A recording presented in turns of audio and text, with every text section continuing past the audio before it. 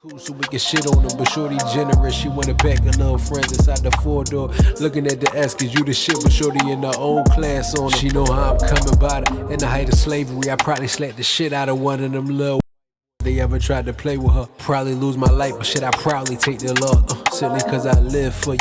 I love you like one of my kind, let it cake, you know I care for you. Think I'm funny, anything to put a smile on you, shorty. Shorty such a queen, she got me singing Elvis like the king. I can't help falling in love with something like that. What's going on, y'all? It's your main man, Fob, and I'm back with another video. Now again, first off, shout out to Anthony. As y'all know, recently I did a video dedicated to him when I checked out a new band called The Clash. And another band that he recommended inside that email is called Genesis. I've never heard this band before, but it's something that I did see get mentioned a few times. He recommended the album called The Lamb Lies Down on Broadway. But, you know, like I said, we got a lot of stuff going on at the moment. But I feel like it's still worth it to take the time to check out at least a song. So through research and what Anthony was talking about today, if you read the title, I'm going to be checking out a song called In the Cage. Now, this is a song on their project. And who knows, if this video ends up doing well enough, maybe I'll end up checking out the entire album. But we'll figure that out when we get there. But again, shout out to Anthony for everything that you've done so far as the support. And I hope everything's going well on your end. This was dedicated to you as well. But yeah, I don't have too much to say. I'm gonna put the QR code to the Patreon right here. And as y'all know, we started a membership tab where you can go and get early access to videos like this. So you don't have to wait for everybody else to care to see it. And on Patreon, that's for all of the blocked videos, early access, and just bonus content, including videos that don't get voted for the channel or things that the YouTube community just doesn't care to see, but you do. That stuff will be up there, as well as a lot of bonus content and creative things that are going to be coming.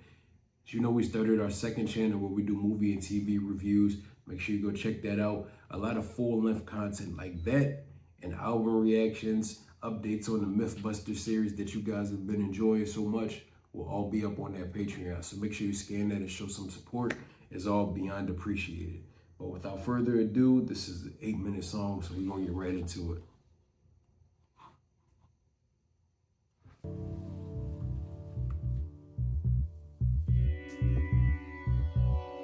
I got sunshine in my stomach, like I just rocked my baby to sleep.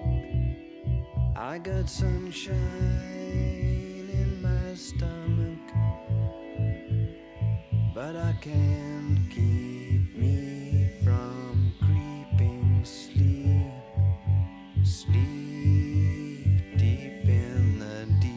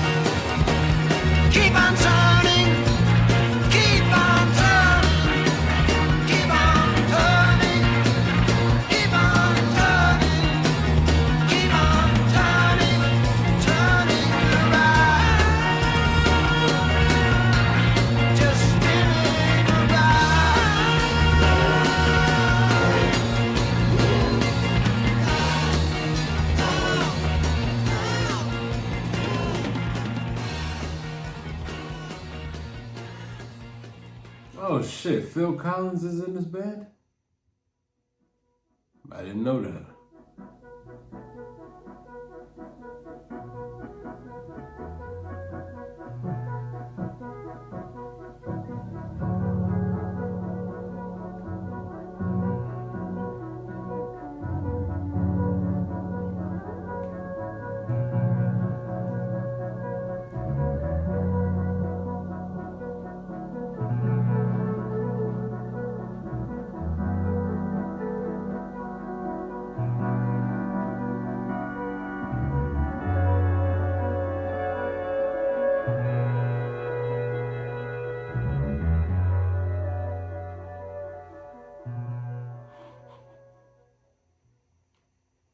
See, I think that was a really dope song, and I feel like what makes it so cool is it feels like just a tale about the human condition. Like, as y'all know, recently I've been listening to bands like Tool or Pink Floyd, where they talk a lot about just mental health and the way that it affects people's psyche to deal with what it is that they're going through. So the reason why I think this song is cool is it connects to shit like when you listening to songs off of the wall, or when you listening to like a Sober by Tool or Numa, songs like that.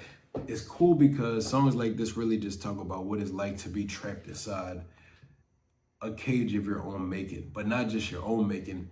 It's what you've made based on societal standards. I like that they use reference to saying the people around them, when they look around, a lot of the people are trapped in their own cages, clinging on to their material possessions. I like that it's really just talking about cages being created by things like beauty standards or addiction to material possessions or vices in general. Because I mean, it could be a vice to want to accumulate so many different worldly pleasures to appease a sense of insecurity inside of yourself, if that makes sense. When you take it back to songs like Sober by Tool, it's really just talking about how your mind can play tricks on you and make it feel as though you're not capable of being able to survive without whatever your vice is. You're not going to be able to cope and deal with life as is while being sober. And I feel like this song is really talking about the fear of having to step outside of the cage, because in reality, when you're inside some sense of imprisonment that you've put yourself in, there's a sense of comfort.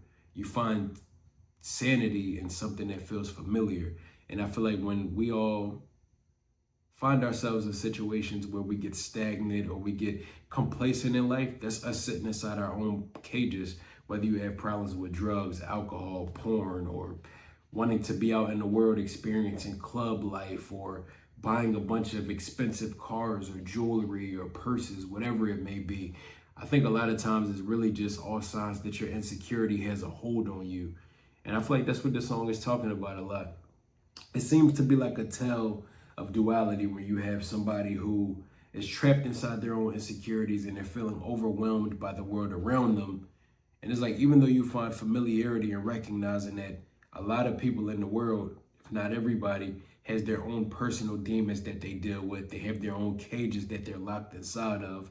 But I like that as the song progresses and it goes through all of the instrumental changes, which first of all gives a lot of addition to what the lyrics are saying. I feel like the musicality of the song and the instrumentation gives the same feeling of the lyrics. It gives a sense of anguish. It gives a sense of yearning and a sense of moving so fast paced in life that you never really stand still long enough to pay attention to where you are and process what you could do to get out of the situation that you're in, if that makes sense. But what the song gave me, and you can correct me in the comments if you feel like I'm wrong, it talks a lot about dealing with your own problems and being trapped inside a prison of your own making. But it seems like the character John is representative of their spirit man, or their internal peace and tranquility, being able to step outside of the cage and show you the perspective of a life that you don't think you deserve, or showing you the fact that if you choose to, you can get up and step outside of this cage at any time. You're only locked in any place that you allow your mind to make you stay. And I think a lot of times people don't pay attention to that. Yes, you know, you can be physically locked in cages, like if you go to prison or things, but you know, you always hear people say the cliche of they can lock your body, but they can't lock your mind. I think there's some form of truth to that. I feel as though it shows the character John being a representation of you being able to step outside of yourself and be able to live a life of abundance and peace that you don't feel like you deserve. If you let go of all of the preconceived notions that you have with yourself, if you let go of societal standards, if you let go of all of the things that are holding you back and keeping you chained up inside of your own cage, you can be able to flourish and live to the highest of your abilities.